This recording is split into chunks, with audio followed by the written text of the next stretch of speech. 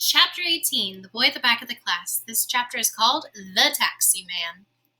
I'm not sure if Tintin ever woke up on the morning of an adventure feeling hungry and sick at the exact same time. But that's how I felt when I woke up the next day. It was so early that the birds had only just started to sing and the sun hadn't fully risen yet.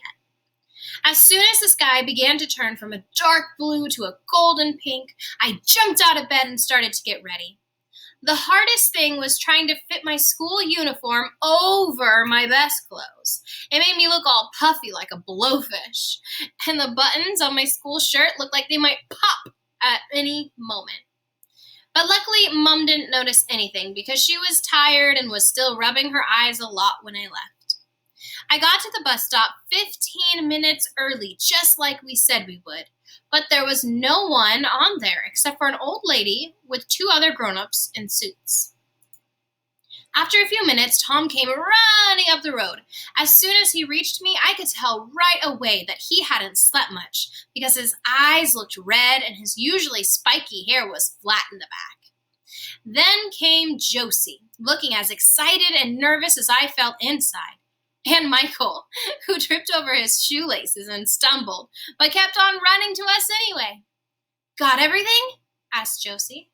I nodded and showed her the tube map I had taken from Mom's used less drawer and the tea bags I had taken from the kitchen jar. We'd all brought things to give to the Queen. Tom had brought a packet of shortbread cookies.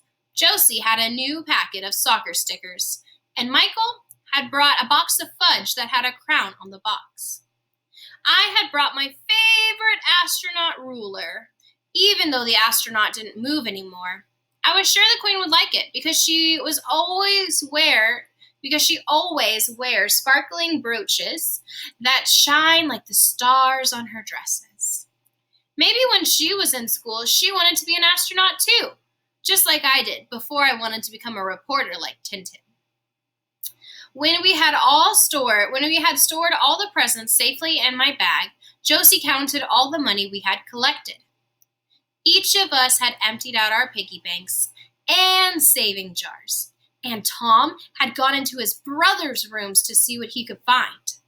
"They got loads of coins everywhere. Can't believe I've never done it before," he exclaimed, bringing out a fistful of coins. In the end, we had exactly 27 pounds and 62 pence. A fortune! Half of 27 pounds and 62 pence is... Josie squeezed her eyes shut and quickly did the math in her head. 13 pounds and 81 pence. She gave half of the money to me and half to Tom's for safekeeping. "You sure you know which tube to take?" asked Josie. The freckles on her face were sliding up and down as she was scrunching up her nose every few seconds. She only ever does that when she's extra nervous. It makes her look like a hamster. "Yep, we take the pink line to King's Cross and then the dark blue line to Green Park," I said. "Mom always takes me on the trains for our really big adventures, so I know the way." "How far is the palace from the train station?" asked Tom. His voice sounded squeaky, but I couldn't tell if it was because he was nervous or excited. "I don't know," I said, "but I don't think there's a bus stop in front of the palace, so we might need to take a taxi. It shouldn't be too far, though, so hopefully we won't spend all of our money." "Guys, our bus is here," said Michael, and he stuck out his hand so the bus driver would stop. "Remember what to tell Miss Khan," I whispered loudly, "that me and Tom are sick and that our mom said we'll be back tomorrow." Josie nodded. "Good luck." And giving us a quick wave, she followed Michael onto the bus to school. After the bus had disappeared, Tom and I crossed the street and walked up to the bus stop where all the buses traveling in the opposite direction stopped. When the bus we needed finally came, I put out my hand and we got on, nervously looking at the driver in case she asked us why we weren't in school. But she didn't. In fact, she barely even looked at us. We sat on the bus all the way to the last stop and then, holding hands, crossed the big road to the tube station. There were at least 1 million people all dressed in suits, rushing around trying to get through the barriers. They looked angry and red in the face, and there was lots of tuttering and head shaking. I had never been to the train station when it was so busy before, and I didn't like it. It made my head feel hot and fuzzy. "Come on," said Tom, nudging me.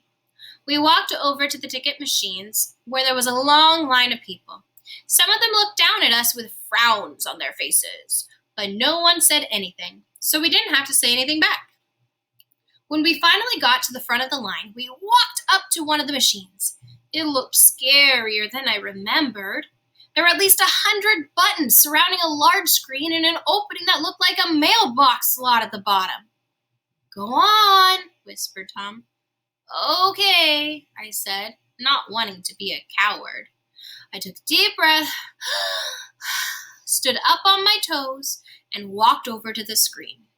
I pressed the button for New Ticket, then Child, and then typed in Buckingham Palace for the destination. But nothing happened. I tried again, but the machine started flashing. "Do you kids need help?" asked a woman from the line.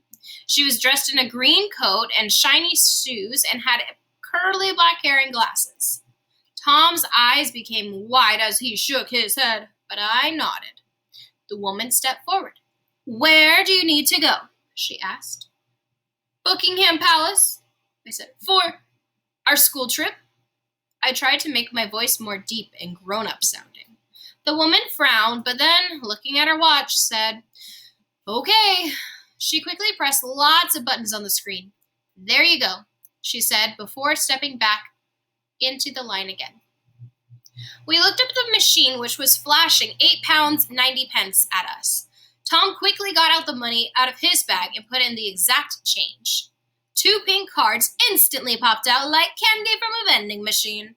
And grabbing them, we thanked the lady, "Thank you," and ran down the stairs to where I knew the trains for the city would be. We squeezed ourselves onto the platform. It was so full of people that I was afraid we wouldn't be able to get on. I had never seen so many people squished together in one place before. But when the train came, everyone flooded onto it like a giant wave and took us with them. Tom grabbed hold of my arm and I grabbed his, and we soon found ourselves pressed like sandwich filling between lots of people, all busy looking at their phones or listening to music. "This is good," said Tom, his face scrushed up against a large belly. I tried to nod, but someone's book was touching my head. We watched as lots of stations passed by and looked at all the different people getting on and off of the train. Finally, we heard the driver announce that the next station was going to be King's Cross. "We have to follow the dark blue line," I said to Tom after we had jumped out onto the platform. We followed the signs for the Piccadilly line and got on another train. Easy! Now that I wasn't feeling so nervous, I realized I was hungry. I had been so busy packing a present for the Queen, I had forgotten about the emergency bag of candy I had meant to bring. "Do you think the Queen would mind if we had one of her cookies?" I asked Tom. He shook his head eagerly. "She must have lots in her kitchen, especially if she has tea every day." He ripped open the packet and passed me one of the thick, crumbly cookies that lay inside. It was the most delicious cookie I had ever had, probably because I knew it was meant to be eaten by the Queen. We each had another one on the train, and after a few minutes, the train lady announced, "The next station is Green Park. Please align here for the Jubilee and Victoria lines." I like the train lady. She has a nice voice. I imagine she looks like Mary Poppins and sits at the very front of the train next to the driver in her own special chair. It must be fun going through all the stations and telling people which ones are coming next. We hurried off and followed the signs to the taxis. Running up the stairs, we found a long line of black cabs waiting in a row. Inside the one at the front was a man with curly red hair. He was eating a sandwich and bobbing his head along to the radio station. When he saw us looking at him through the window, he rolled it down and leaned out. "What can I do for you two?" "Please, we need to get to Buckingham Palace," I said, just as loudly and clearly as I could, because I remembered my Uncle Lenny saying that there was nothing taxi drivers hated more than people who didn't say where they wanted to go clearly enough. The taxi man leaned out his window and looked around. "Why are you on your own?" he asked, frowning. We're meeting our teacher there. We're on a trip, and we got separated from our class, and our teacher said if anyone got lost, we had to meet the class there," said Tom, all in a rush. The taxi man frowned again and rubbed his chin. "All right," he said eventually.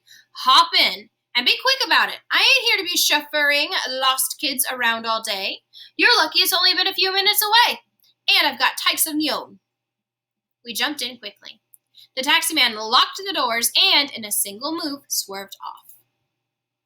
As he drove out onto the main road, he looked at us in funny rectangular mirror that cars always have right at the front. Uncle Lenny says they're so that the drivers can check the traffic behind them. But I think they're there so the drivers can look at people sitting in the back seat when they think no one is looking at them. "What will you be doing at Buckingham Palace today, then?" he asked. "We're going to meet the Queen," said Tom before I could stop him. "Is that right now?" asked the taxi man, looking at us again in the mirror. His eyes were smiling. Tom clapped his hands over his mouth and didn't say anything else. But the taxi man just laughed and said, "Well, when you see her, say hi for me."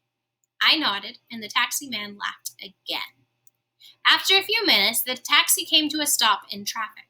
The taxi man looked at his watch. They'll be doing the changing of the guards soon. You'll have to walk from here, I'm afraid." He turned around to look at us and pointed to his right. "See those arches there? Just walk under them and keep going straight down this big red road, okay? The palace is right at the end, past the fountain." Tom nodded and took out the exact money it said on the meter. The taxi man shook his head. Don't worry, this one's on me. Just tell your teacher to be more careful next time." "Thanks," said Tom as we jumped out. "You're the best taxi driver ever." The taxi man drove off laughing. "I like London taxi drivers," said Tom, taking out another 2 of the Queen's cookies and stuffing them into his mouth. "They're better than New York ones." "So do I," said, watching as the taxi disappeared out of sight.